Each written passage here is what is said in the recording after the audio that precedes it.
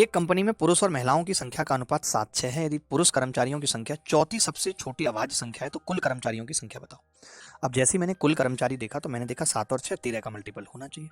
13 3 39, 13 6 78। फिर मैंने 13 से भाग किया तो आपने कहा 13 चौका 52, फिर ये भी संख्या कट गई। तो मैंने कहा अब कोई फायदा नहीं होगा क्योंकि दो संख्या 13 से कट गई, तीसरी भी 13 से कट रही है। केवल एक संख्या है जो 13 से नहीं कट रही, वो ये, बाकी सब संख्या 13 से कट रही है।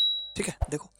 लेकिन इन्होंने क्या कहा है, चौथी सबसे छोटी अभाज्य संख्या का गुणनफल है। तो चौथी सबसे छोटी अभाज्य संख्या कौन सी होती है? पहली 2 होती है, फिर 3 होती है, और फिर 5 और फिर 7, यही होती है, और 7 होगी।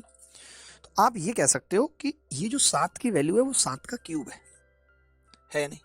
आपको बतानी है तो एक की वैल्यू हो गई एक्चुअली 7 का स्क्वायर। तो मैंने कहा आपसे 13 की पूछ रहा है तो आपने कहा 13 गुणा 7 का स्क्वायर।